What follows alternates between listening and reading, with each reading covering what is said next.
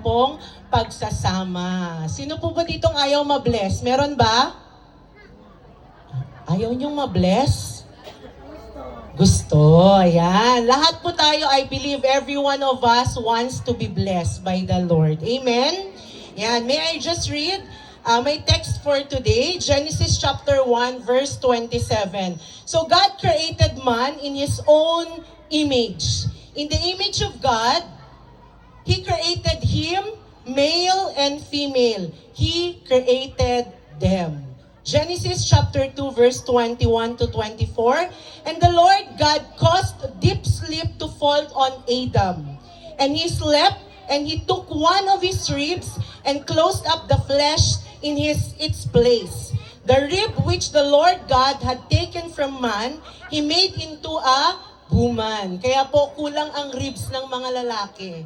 According to science, na napatunayan, evident, na kulang po ang tadyang ng lalaki. Pero sa babae, kulang ba? Kompleto. Yan. Okay? And he brought her to the man. And Adam said, "This is now bone of my bones and flesh of my flesh. She shall be called woman, because she was taken out of man. Therefore, a man shall leave his father and mother and be joined to his wife, and they shall become one." Yan. Matthew 19 verse 6, "So then, they are no longer one, they are no longer two, but one flesh. Therefore, what God has joined together, let no man separate." Ano daw po? What God has joined together, Let no man separate. lalakas naman natin, what God has joined together, Let no man let no man separate. separate. Pwede daw bang pag-iwalayin basta-basta ng mga tao ang pinag-isa ng Panginoon? Ha? Pwede ba? Hindi. Mali pala po yun, no? Mali pala na pinaghihiwalay natin ang mag-asawa o mag-asawa nagdidesisyon maghiwalay. Because what God has joined together, let no man separate. Okay? Sa buhay natin, i-check lang po natin ang ring. Yan. Ring, ang mga sing-sing na ginagamit po sa kasal. Number one na meron tayong ring is, correct me if I'm wrong, okay po? Engagement ring. Tama? Tama po? Tama. Yan. Ito yung nagsasaad na, will you marry me? Ito yung may kalakip na tanong na, will you marry me? Yan. Tinanong mo ba yun, Brother Nico? Kay Sister Jen? Tinanong mo ba yun kay Sister Jenny? Will you marry me? Sister Jen, will you marry? Mahal, love, or whatever na tawag mo sa kanya. Yan. Then on the wedding day, of course, mamaya, they will receive their wedding ring. Sino dito may mga asawa? Sino may mga asawa? Where's your wedding ring? Suot ba? Lalakihan na? Ha, naisangla. Dahil sa pangangailangan, pastor. Di ba? Okay lang yung sing-sing mawala, wag lang yung pagsasama ng isa't isa. Tama ba? Tama, yan. Yun yung sumasagip minsan sa buhay ng mag-asawa, yung wedding ring nila. And that ring is a symbol of God's unending love to each and every one of us, especially to the couple. To both of you, it is a token of your unending love for each other. Nasanglang man yan, pero mahal nyo pa rin ang isa't isa. Tama ba? Kasama bang nasangla ang pagmamahal nyo sa isa't isa? Ha? Hindi. Dapat hindi.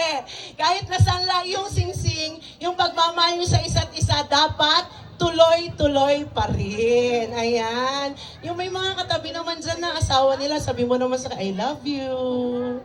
Yes, ayaw nilang sabihin. Ano ba naman yan? Nagkakahiyaan. 20 years ng kasal, nahihiya pang sabihin yung I love you. Okay. And when they married already, kapag mag-asawa na, unti-unting lumilipas ang panahon. Maraming rings ang naidadagdag. Kung dalawa lang yung ring, noon, engagement ring at saka wedding ring, ngayon nadagdagan. Madami daw eh. Anong alam ninyo? Sige, magbigay kayo. Suffering. Pwede, tama yan. Ayan. Unahin na natin po yung sinabi nyo. Diyan na dumarating yung next ring. And it is called suffering. That comes in a married life. Sino po dito ang mag-asawa na hindi nagdumaan sa transition ng suffering? Meron ba dito mag-asawa na hindi nag-suffer? Meron ba dito mag-asawa na since day one up to ngayon, 20 years ng kasal, masaya pa rin sila sa isa't isa? Meron bang ganon? Di ba wala? Ayan. Suffering. Dahil may mga pagkakataon na dumarating sa buhay ng mag-asawa na mahirap na unawain ang isa't isa. May mga dumarating na mabigat na pasanin sa relasyon. May mga di pagkakaintindihan. Pero, pwede naman nating idulog ito sa Panginoon. Instead of suffering, let's make it offering. Ano daw?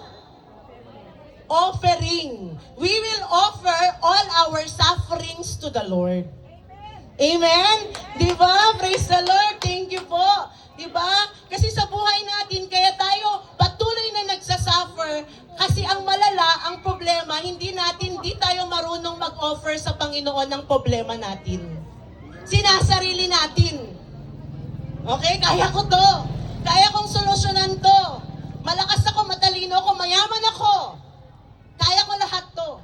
Kaya, forever yung sufferings mo.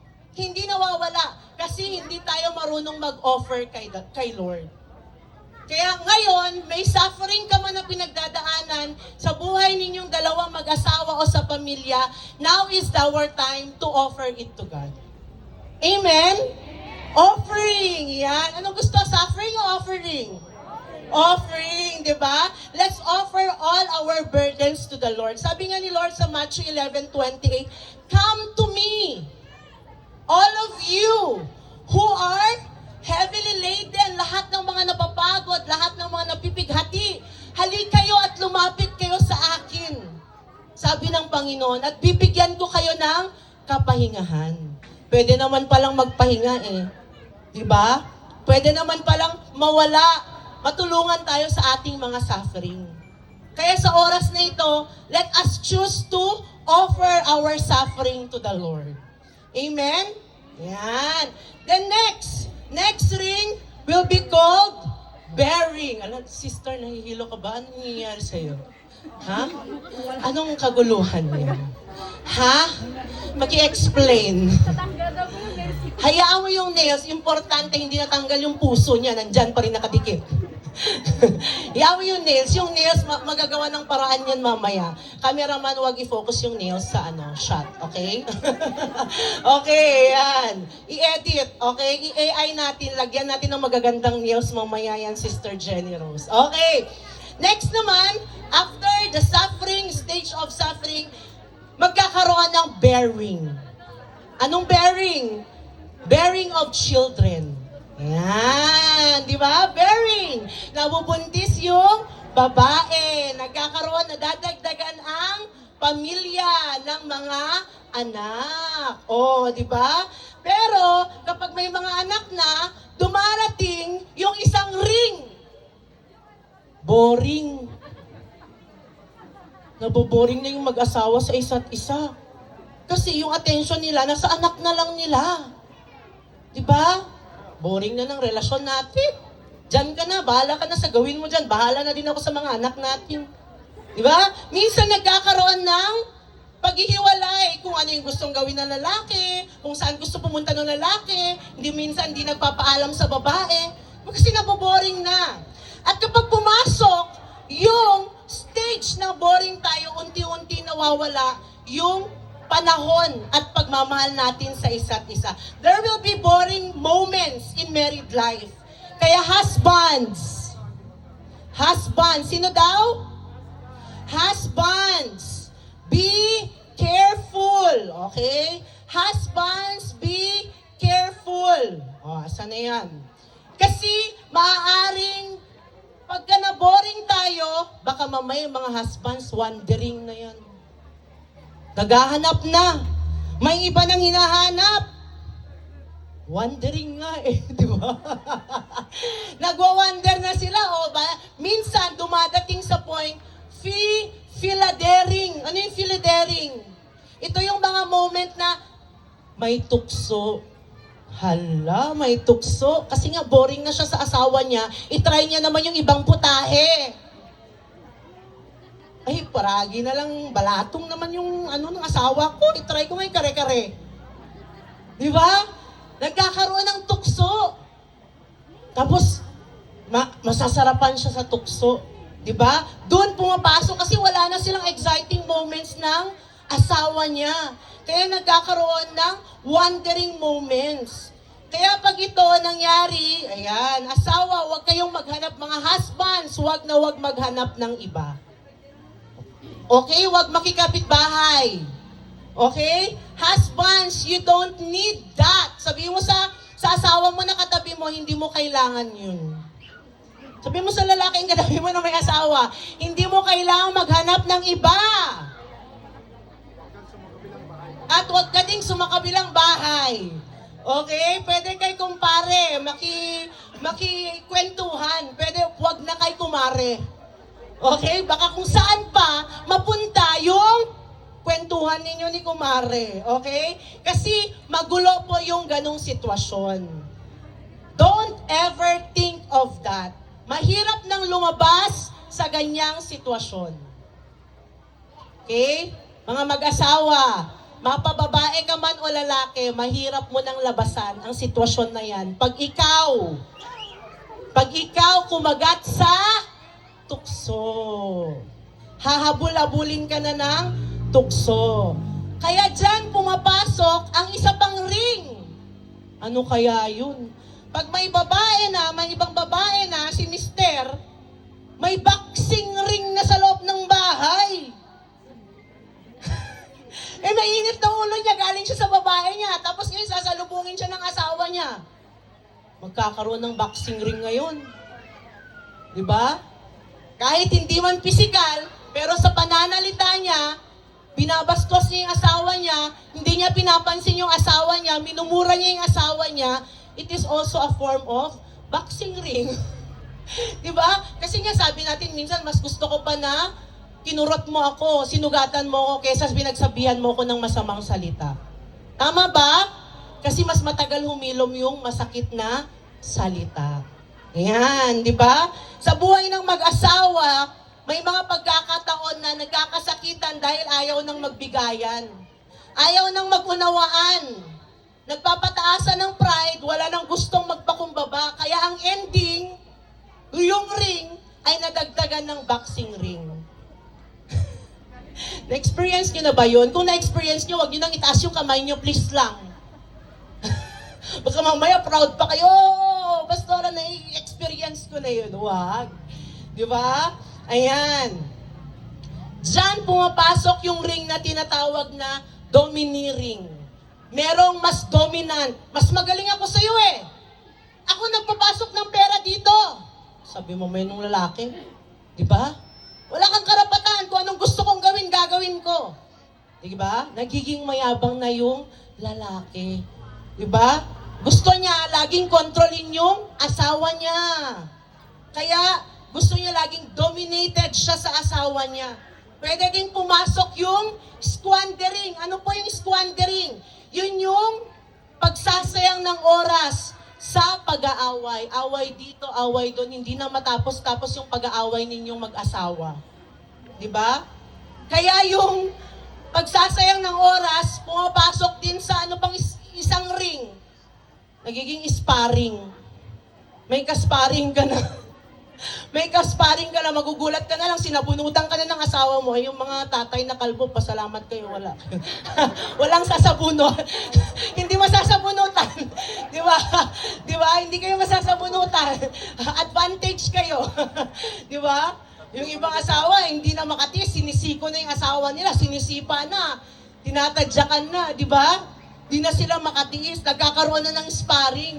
Di ba?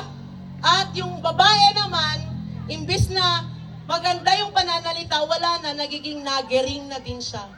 Uuwi ka na naman, nakainom, uuwi ka na naman, Kaya ayaw na umuwi ng lalaki eh. Kasi pag uwi ng lalaki, may Armalite na naka-ready. Sabi na nung asawa, hindi na nahinto. 1,000 yung bala nung Armalite. Di ba? Mga tatay, aminin ninyo, minsan ayaw nyo na umuwi kasi yung mga asawa ninyo, imbis na paghainan kayo, ang ihain sa inyo, puros... Di ba? Hoy, mga nanay, aminin. Don't be deny. Di ba? Kaya yung asawa, minsan pinipili na lang na umuwi ng lasing. Di ba? Ayan. Kaya mga nanay, mga tatay, hindi nyo po kailangan ng boxing ring sa loob ng tahanan. Okay? Kung sakali mang dumating ang pagkakataon na yan, i-convert natin yung boxing ring, domineering, squandering, sparring, at nagering into honoring. Honor one another. Yan, di ba? If you honor one another, hindi magkakaroon ng mga ganyang klaseng rings. Dahil ang susi lang ng lahat ng rings na yan, boxing ring, squandering, domineering, walang iba kundi humility. Humility. Minsan sa mag-asawa, pataasan ng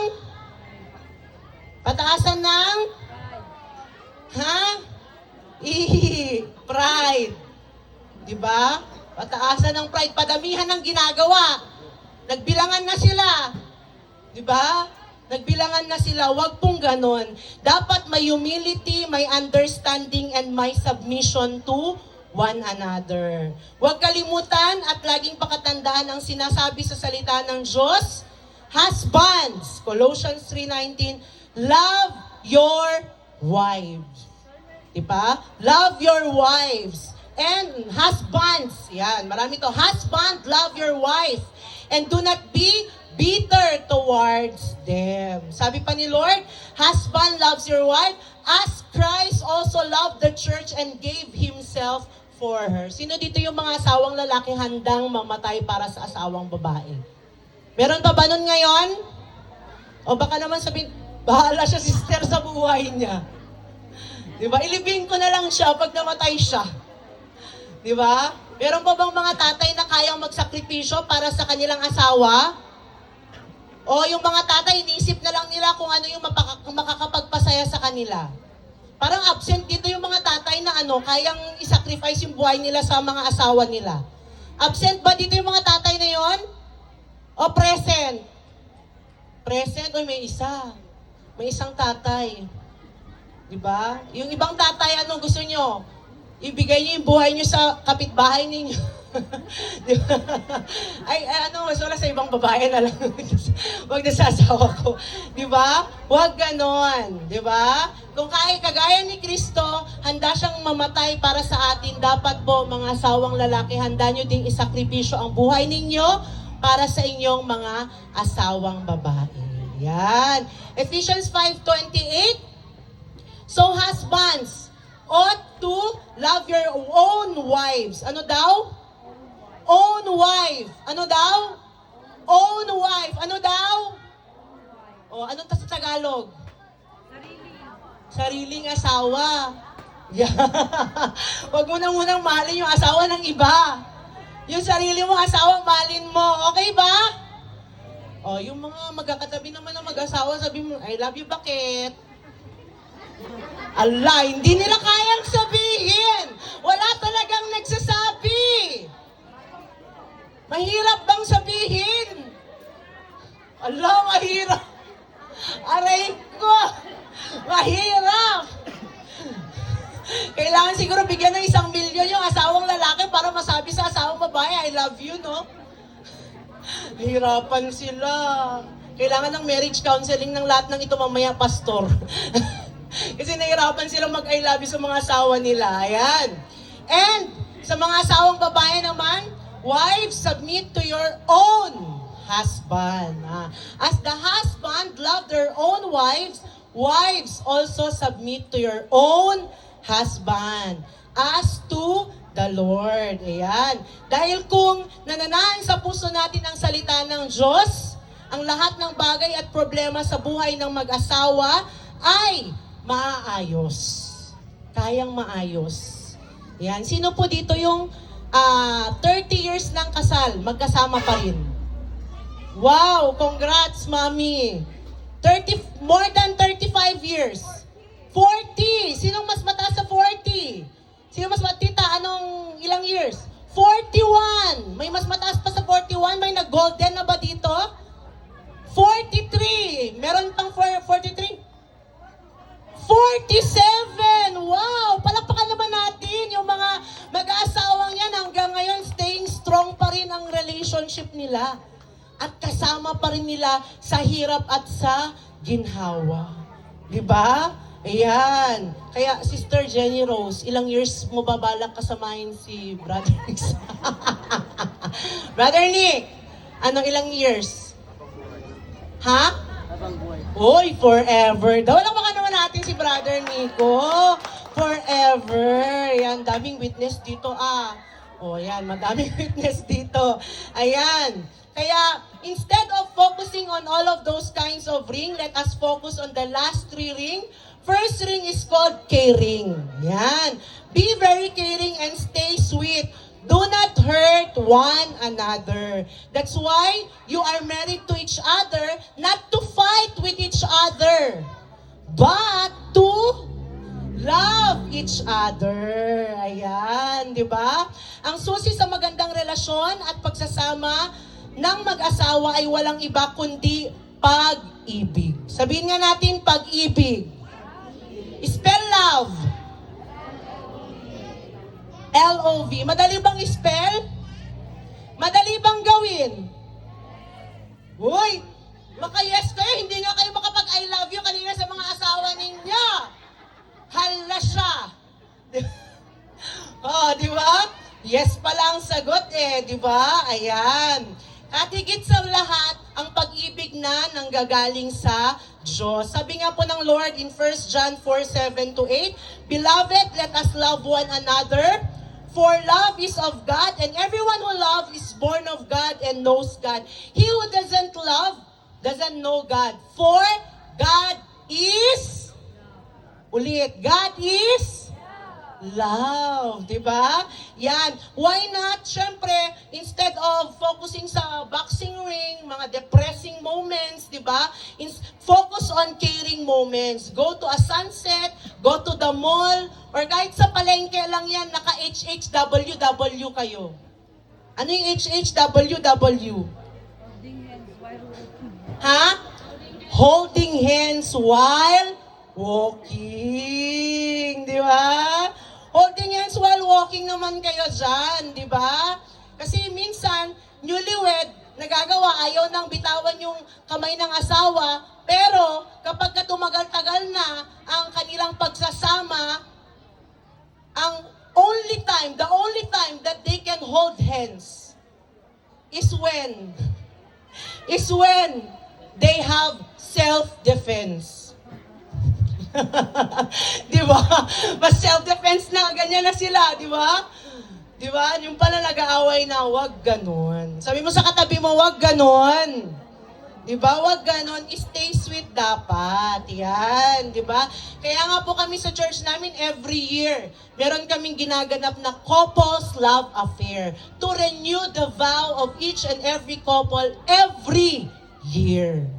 Yan, di ba? Sabi ni Mami, wow, di ba? Try mo attend, Mami, di ba? Wow, kasi kailangan po ng mag-asawa yan.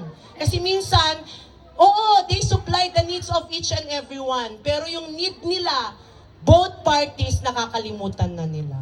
Di ba? Kaya instead of boxing ring, let us share with caring. Second to the last is sharing. Yan. You know, you have a whole lifetime to share your joy, your achievements, your problems together, and share your blessings. Huwag niyo pong i-share yung mga buhay ninyo sa kamarites nyo. Diba? Dapat ang number 1 na kamarites nyo yung mga asawa nyo. Mga asawang lalaki, learn to listen also. Yan ang weakness ng babae. Makinig ka lang sa kanya, masaya na yan kahit wala kang sabihin. Pero pag nilayasan mo habang nagsasalita yan, galit na yan pag uwi mo. Di ba? Huwag ganon, di ba? Share your thoughts, your problems, your blessing to one another. Help people. Help one another. Help your community and especially help your church. Yan, di ba? Be a good example to your children. Show them how to share. Kasi nga, sabi nila, sharing is caring. Yan. And finally, the last ring is, this is the most important ring. Sige nga, kung may makakahula, may Gcash sa akin. Gcash tayo. Ano yung pinaka-importanteng ring sa marriage?